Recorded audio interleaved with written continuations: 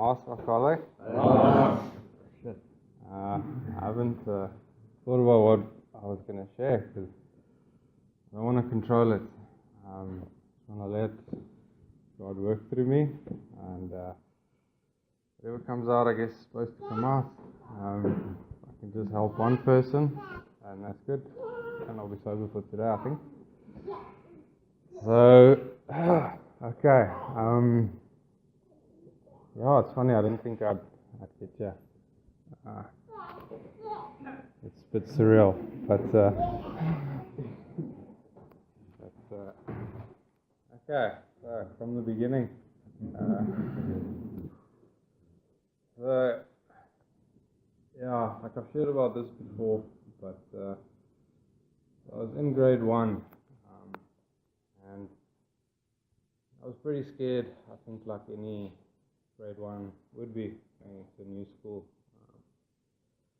And I remember sitting on the playground, and I was sitting alone, and I remember seeing some kids kicking a ball around, and I couldn't quite wrap my head around how they just kind of interacted and just kind of got on with being kids.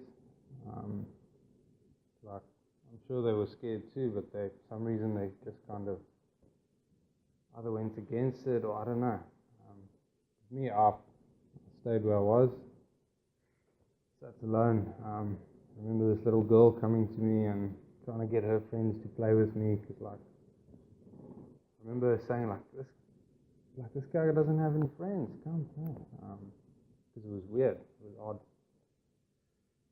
And I think if I look back, that's kind of where I see the difference between me and normal people. I don't remember seeing any other kids doing it. Maybe there were a few, I don't know. Kind of how I think about myself as an alcoholic, or one of the aspects is I don't cope with fear. It cripples me. I've got more examples where, I'll get to later, where it physically prevents me from doing stuff. So I also remember, I think grade 2 or whatever, I retracted into my head. And kids in school used to call me Afrikaans version of the Sandman, because I just wasn't present. And I think it was just trying to escape reality. I would sit in class and fantasize about anything, really, just not being present. I don't think I liked the way I felt.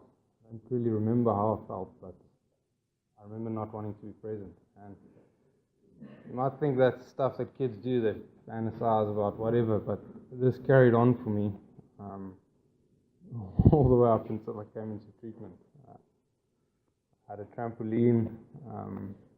All throughout high school, I'd jump on the trampoline, and for some reason, when I did that, I could kind of just go off into my head far. And I'd right up in high school, I'd fantasize about being Spider-Man and just anything really. But just not to be.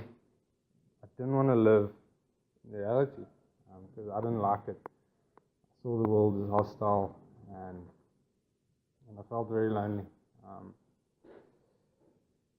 But in grade 6 I moved schools, and I got pushed around a lot before then. And so when I moved schools, I was like, okay, I need to act tough. I need to, so people don't screw with me like they used to. It's like, I got a new shot at this. I didn't pull it off very well. Kind of all bark and no bite. But I remember clearly, I was sitting on the playground of this new school now. It happens to be an English school, so it felt even more separate and apart. And this guy came up to me, and he was just trying to be friendly. And he's just like, hey, how's it? So what grade are you in? And I was just like, it's for me to know and you to find out.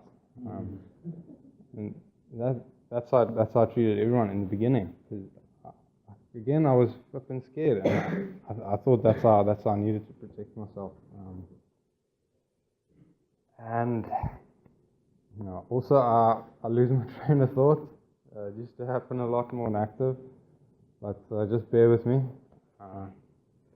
But anyway, right, so once I started doing that, and honestly it was like such a nice school. People were so friendly, but I just pushed them away, and they moved away. After that, from grade 6 to end of grade 7, I had a little spot on the playground away from everyone else, where I would sit alone for about a year and a half. That's kind of one of my big defects, isolation, is how I cope with the fear. I just separate myself. I kind of learned, I think, back then.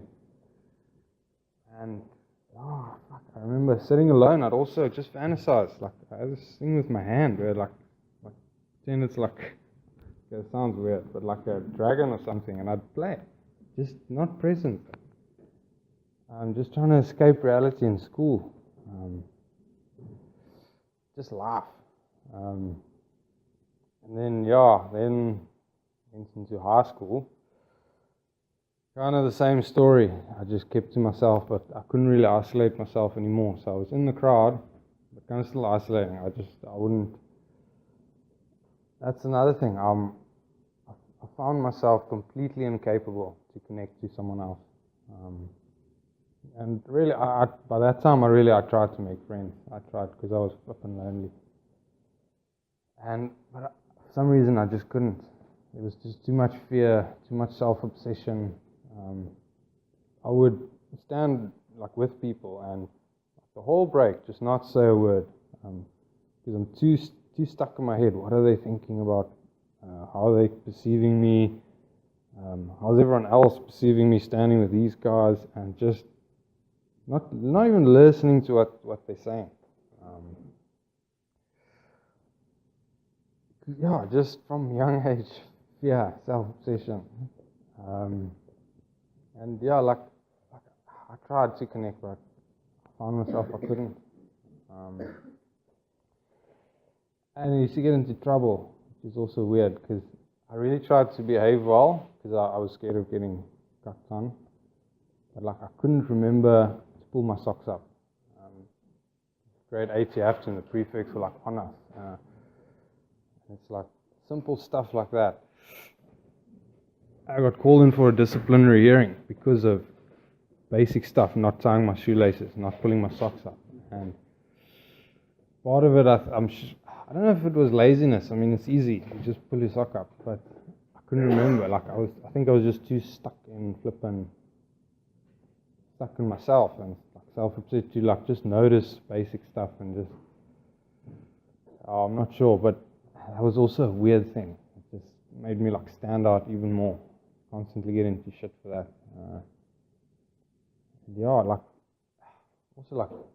Just another example of flipping fear. It's I had a gala, whatever, and I made trials for it.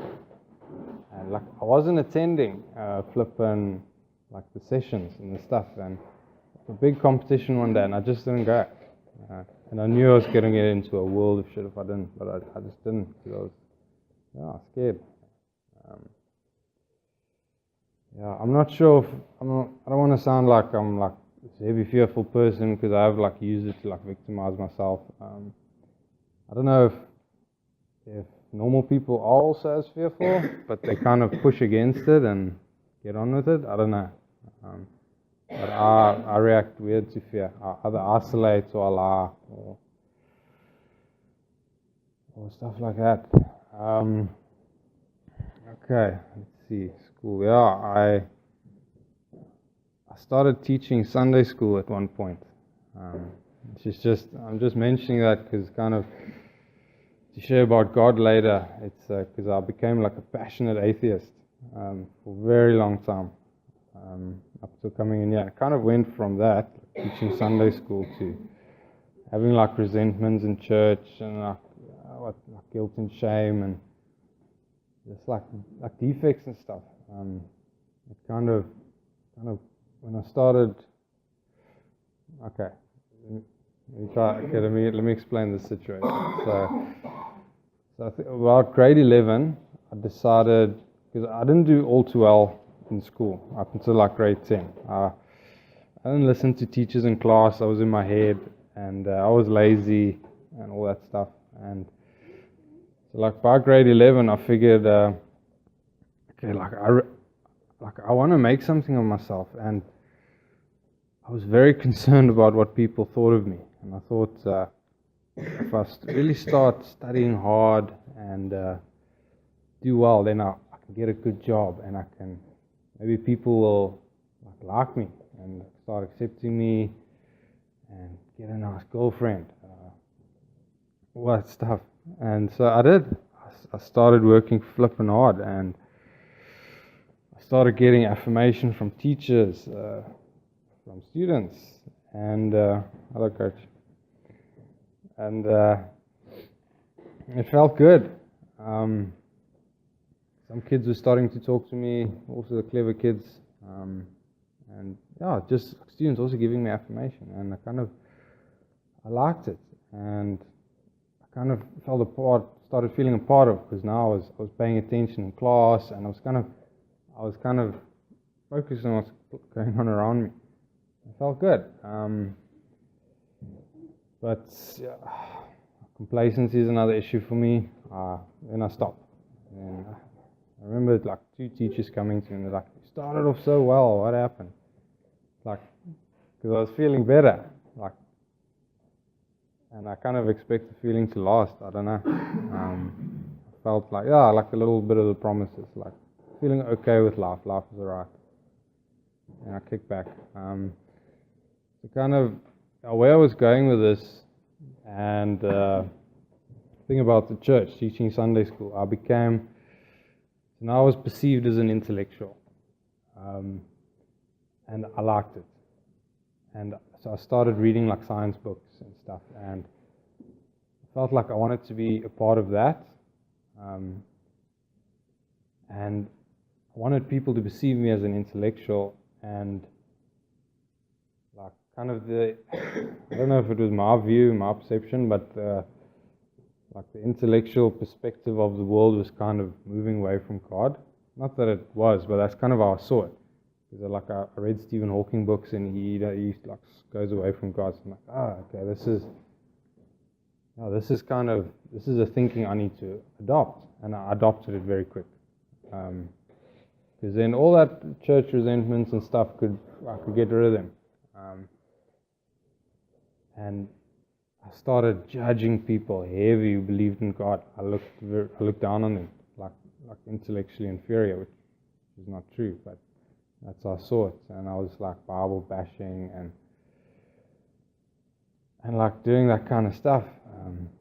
Which is not okay.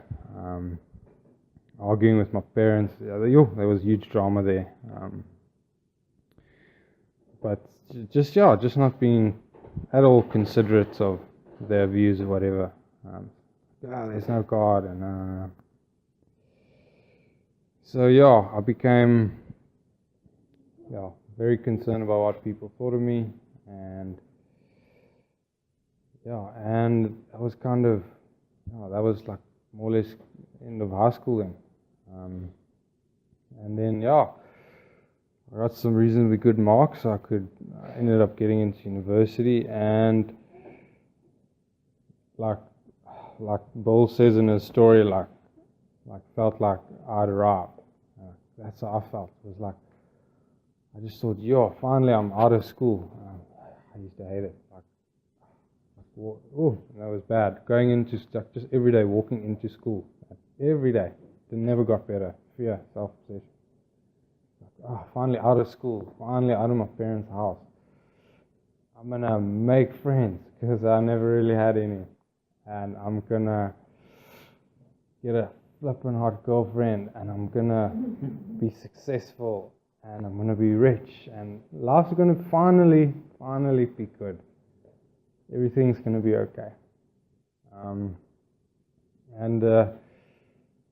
My parents really invested in me.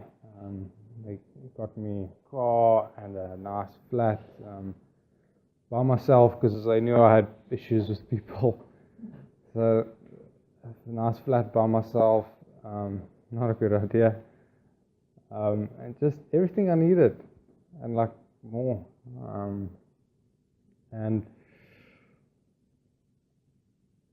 my disease properly manifested in affirmation.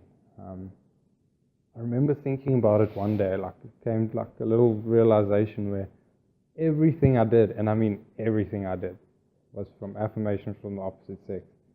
From what I studied, till what I dressed, how my flat, if my flat was clean, it was in the hopes the girl would come visit. Everything I did was to get affirmation.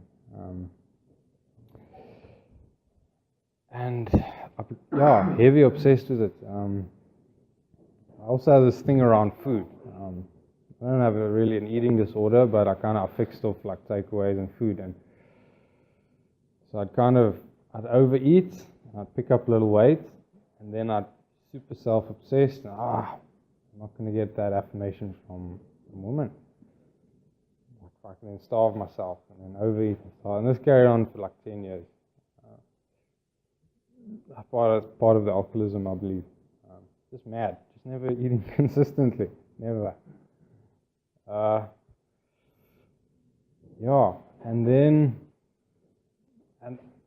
like the first while, I was good. I didn't smoke, I didn't drink. I looked down on people who drank. I would like go out, and I'd be driving, so I didn't drink. And I just fixed off that affirmation. As fearful as I was, I would push myself and go speak to someone of the opposite sex. Like, I read this book, How to Pick Up Women, and stuff. And like complete obsession. And the times when it did work, the promises came true for me. And that's why, like, honestly, I was terrified of doing it, but I needed that feeling, like we do. I need those when the promises come. And once I experienced it, there's no going back. So and what was I saying? So complete obsession. That's what it went. So I'd go out, I'd see people drink and stuff. Like, why are you all drinking? It's like so unhealthy, because I'm trying to flip, and I'm so self-obsessed over how I look. Hyper self-obsessed. So alcohol makes you fat. I'm not going to have any, thanks. Judging people, but meantime, while I'm there, I'm fixing. And then, I studies kind of, my second year I failed everything. Because I didn't use. I was with my cousin, and it was just all about the opposite sex. All about, like from 7 in the morning, going to the mall. We had like a game we played. Make turns to who chats to the next pair of girls. From 7 in the morning till late at night. And studies just went out the window. Complete obsession. And then, so I got a girlfriend. And I was with her for about, I think like six months, whatever. And then, and she left me. My fault, because I was a dick. And just all concerned about me, just not concerned how she's feeling, oblivious. Yes, no, it's bad, but and it's funny. So she left, and the feeling went away, and we went back to Howick, and there was like this guy was like friend who also went to varsity. So I had one friend, okay. Because from grade 8, he also went to varsity, he was studying the same thing, so we kind of just stuck around. So I went back to Howick, and now he had like other friends in school. So let's go out, we'll go to a house party. Okay, cool. Still bummed about, I'd broken up maybe a couple of weeks. And picked up my drug of choice there. And it's like, and I try explain. I'm always trying to explain to normal people like how they don't understand. Like, okay, just a quick tangent, and I'll come back. It's so like my boss. He's like, we've spoken about this, like lots. I had conversations trying to explain to him what it is, what it means to be an alcoholic, and how it is, obsession, all that stuff. And just the other day, he's like, Naas, if you ever feel like a drink, here's a lemon, bite into the lemon. I thought, okay. I was like, it's not like saying like, haven't you been listening? Like, I just don't get it, eh? And okay, so going back, where did I leave? Where was I before the lemon? Yes.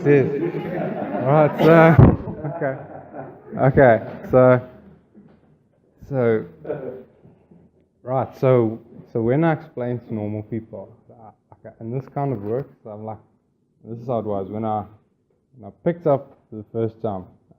Say to normal people, like, imagine all your dreams you've ever had comes through right now. How would you feel? That's how I felt. Kind of like, it was like I perceived life as hell, and all of a sudden, life was perceived as heaven.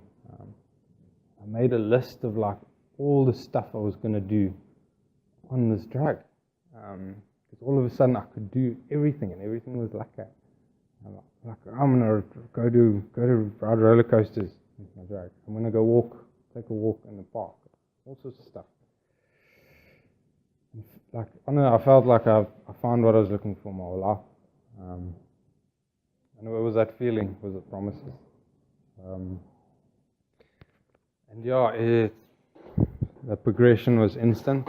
I think maybe for a few days it was only every night, and then a couple of days it was every morning, and within very short time, full blown.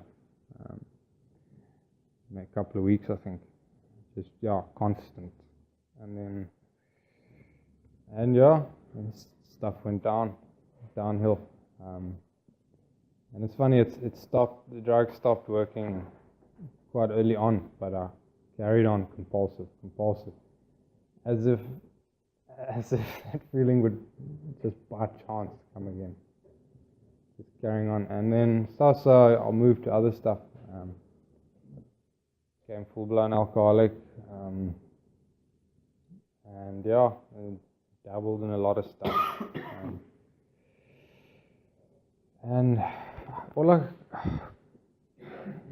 So about a year into active, my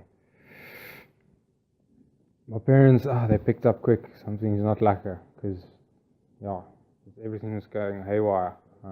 And I would use at the houses, nothing would have stopped me from not using. Go back home, and I would still use it, try to hide it, but and after about a year,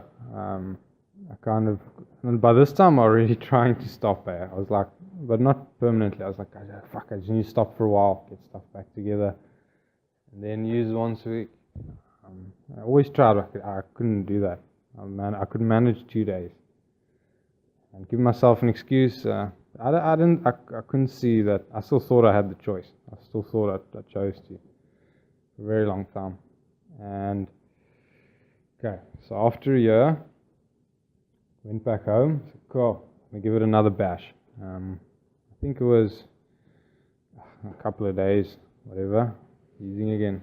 And then my parents came to one day and says, listen, we're sending you to a psychologist. Just want to check if you're capable of finishing your studies and kind of getting on with it. I was like, okay, cool. Went to her, spoke some stuff, and she mentioned the word depression. And she was just a psychologist, so there was no drugs involved. I just kind of went. And I clung to that because shit was going bad, like with my parents. Like we were not mixing because I was trying to use and I felt they stopping me from it, and so I was lashing out in all sorts of ways. And when I heard depression, I spoke about how my dad beat me. Although he only beat me like twice in my life when I was really naughty. Just playing the victim, eh? And it was a nice way for me to not take any responsibility for the past year. So I clung to that word and went back to my parents, and I used it. I openly told my dad, like, you're to blame, basically.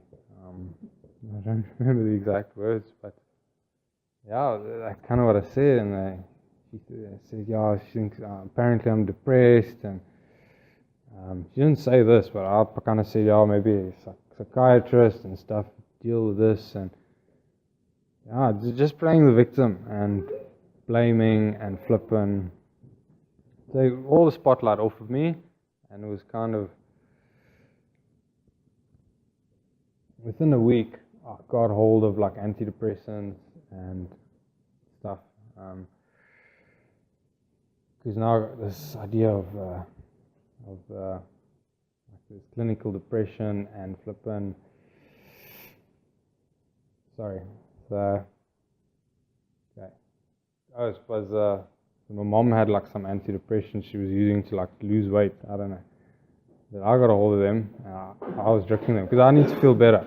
My drug of choice wasn't accessible to me, and I needed to feel better, so I'd like abuse them. And I Googled symptoms of depression and stuff, and so what I'd start to like suicide was like on top of the list. So it's like, so what I did, I like would fake suicide attempts to kind of control my parents, to just kind of say, back the fuck off. You know, I'm gonna kill myself if you don't let me do what I want and stop giving a shit.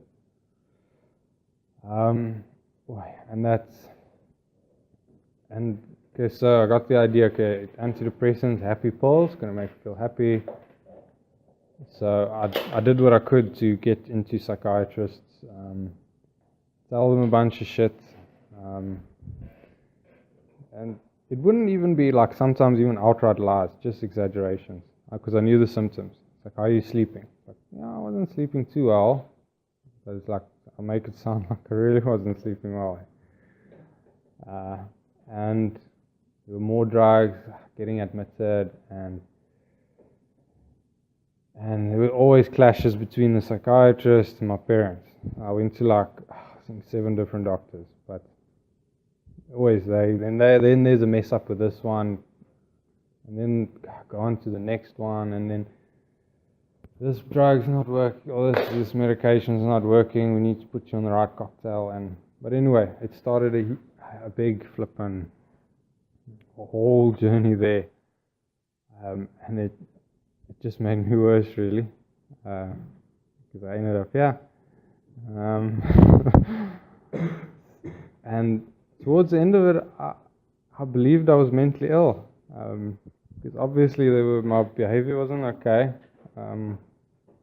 I kind of, I felt different, so it's like, okay, yeah, I guess it's this, and I suppose I wanted a solution deep down, and they kind of gave me this one. Sadly, it doesn't work, but nonetheless, I really clung to it. The idea that maybe there's like this fancy new drug or whatever. Always clinging to that idea. And what else happened in that period? Okay, just a quick story. It's kind of because about halfway through, I was heavy into active. I think it was the first time I wanted to stop. I stole my dad's car and I went out and I crashed it. Don't even remember crashing it. And I came back the next day, saw it was fucked. And the cops are there and they were nice. I thought they were maybe going to arrest me, but they started talking to me about alcoholism. And I broke down and I cried, and it was my parents and my dad, and they're crying, and I said I'm stopping, and I meant it. And 3 days later, it's back, same shit. And it's like the book says that what I felt that day, couldn't pull it into my head after 3 days. I thought, why can't I have a drink? And I got next day I had bruises all over me, and then that just carried on. I didn't stop again. I don't know. But yeah, that, like I said, that pain, humiliation I felt didn't matter. It wasn't there. And so towards the end of my active addiction, about the last year, no one wanted to be around me. Not my family, not my brother, no one. And I was alone properly alone for a year. Just avoiding any opportunity to go out into the world. Like I went out to get more drugs, maybe slip into the garage for some chow.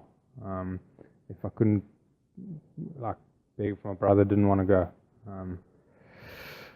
And that was heavy. I remember physically unmanageable.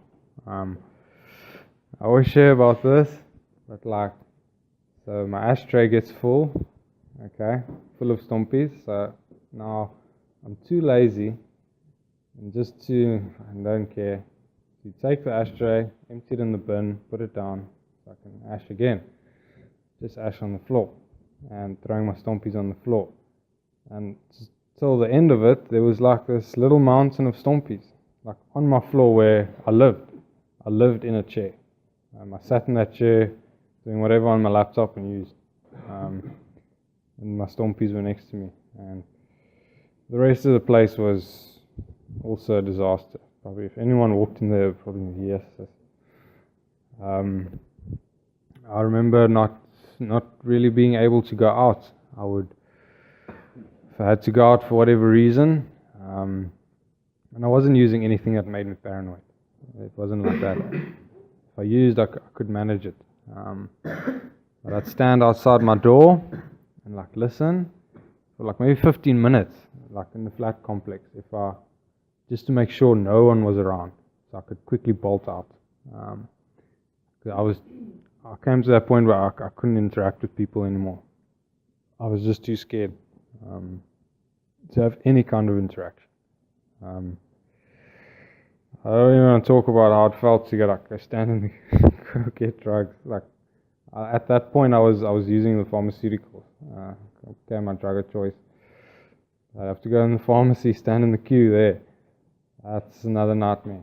But I needed my drugs, and kind of that's how isolated my life became. I was incapable of, way beyond having any kind of connection with someone. I couldn't even speak about the weather to someone. Just walking past someone I didn't even know, how's it? That was too much for me. I couldn't do that.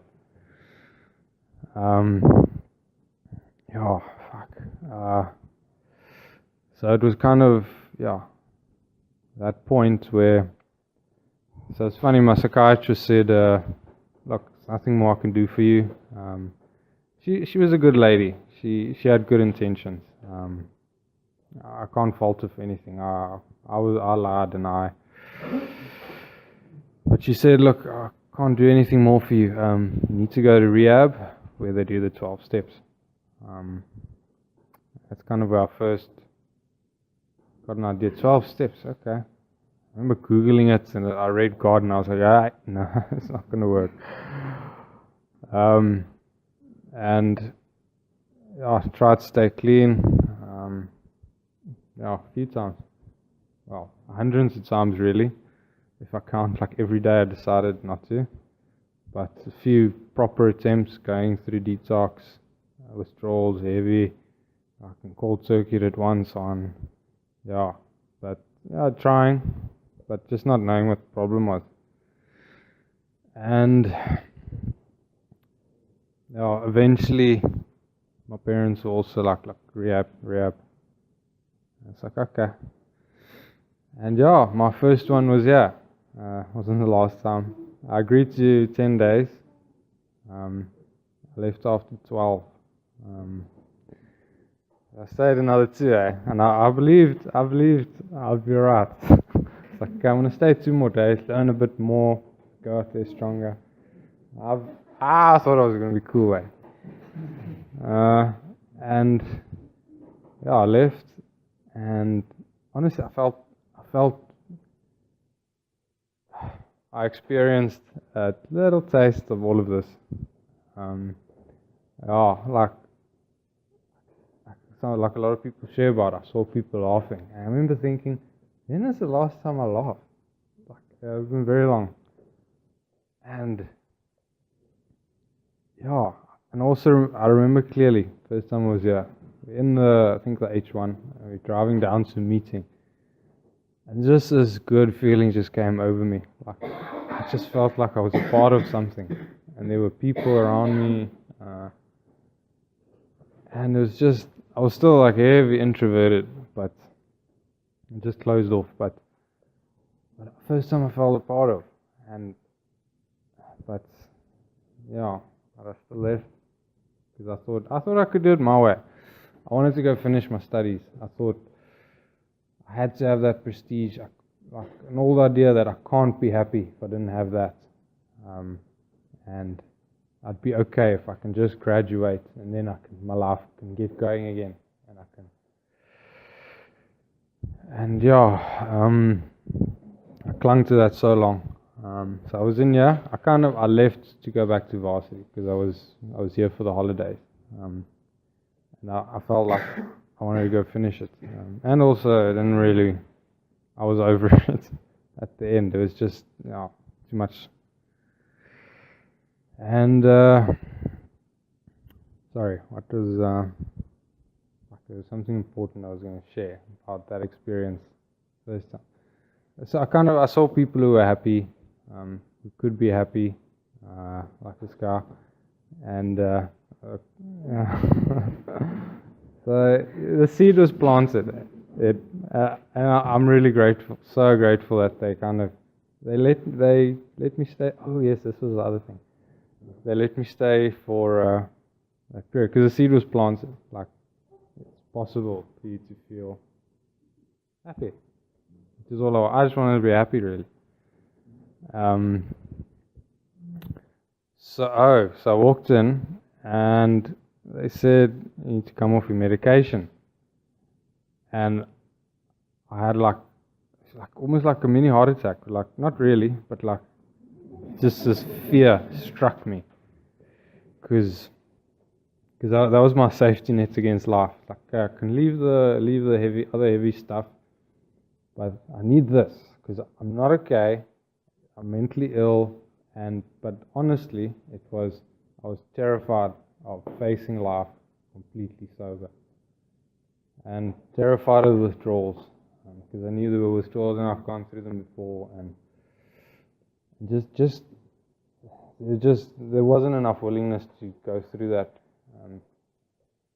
and I tried to run away my first night here.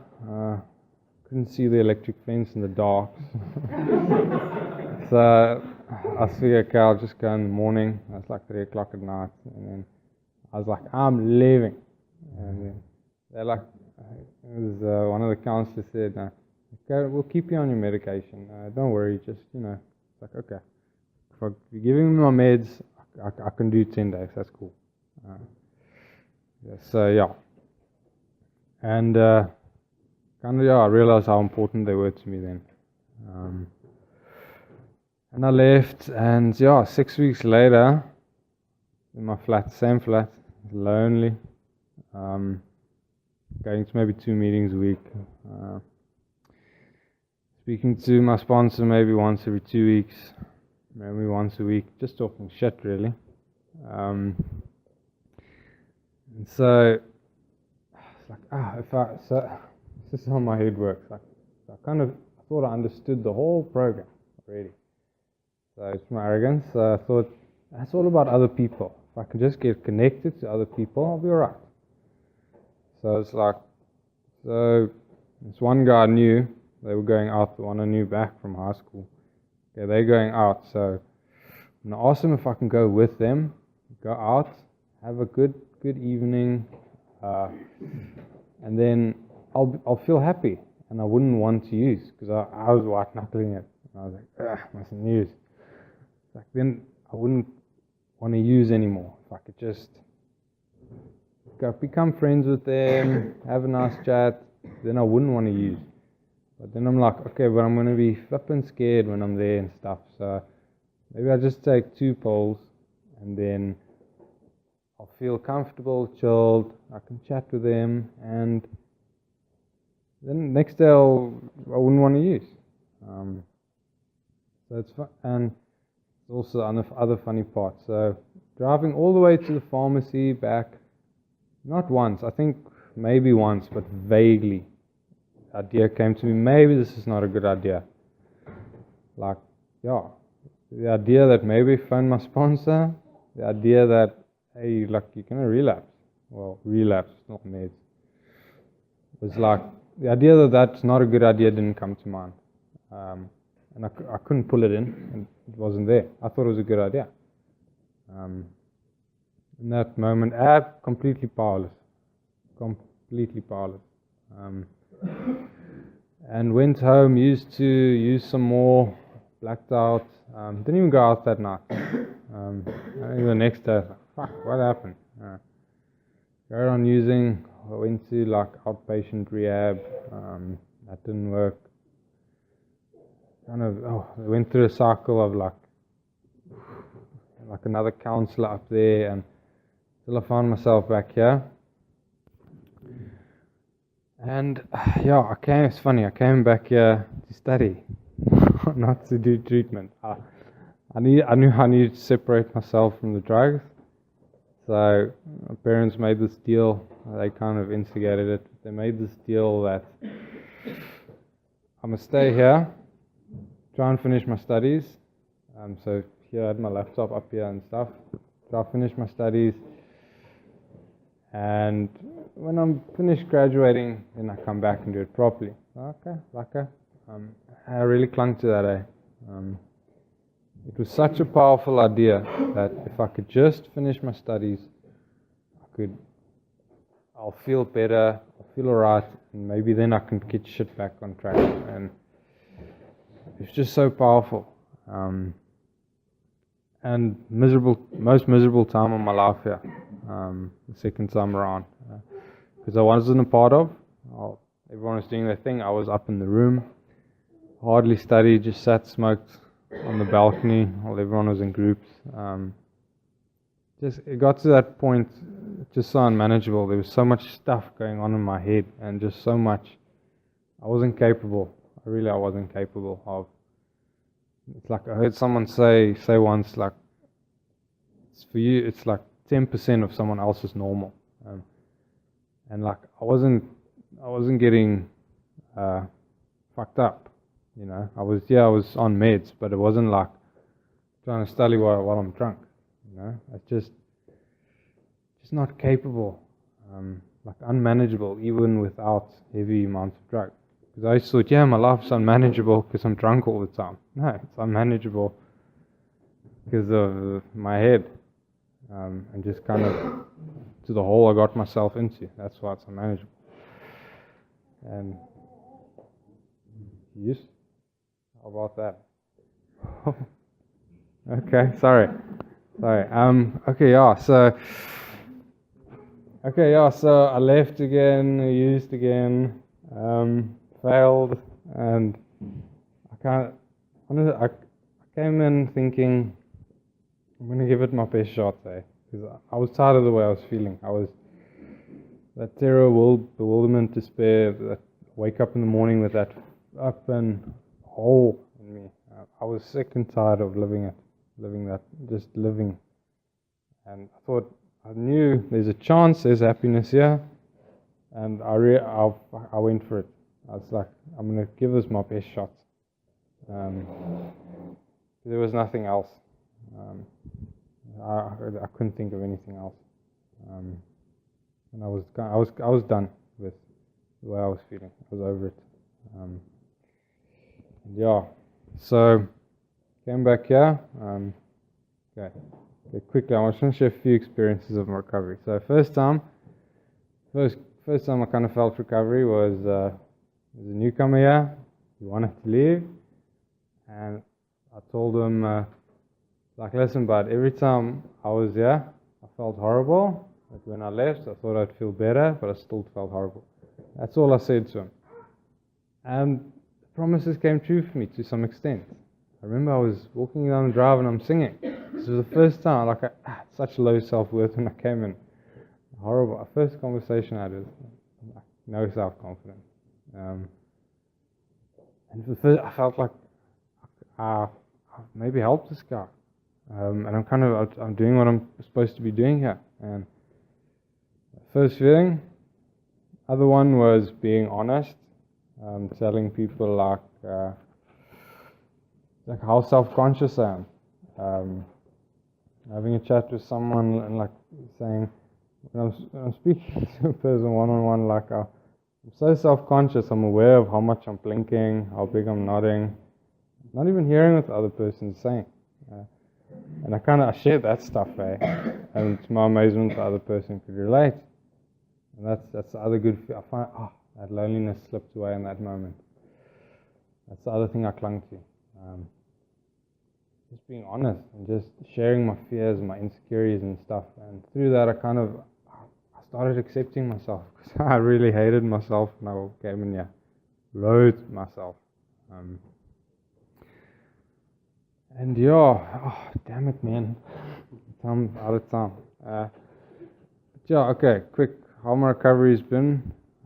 It's been a lot of stuff I had to work on. But every time I went against my head, assertiveness for me is a big problem. Every time I did that, promises come, not completely. I want to make it sound like light and boldness, but the feeling comes that going against that fear. It's like a little spiritual reward. Just from going against my head and my fears. It's I really think I hated the fact that I was fearful. I hated fear. I could see how it cripples me. And to just push against it, honestly, it's been, I really just did as I was suggested. In the beginning it was share at every meeting, don't go to your room, have a one-on-one with everyone. Just stuff, which I did to the best of my ability. I was curious, to say the least. I was curious. I wanted to see the results of this.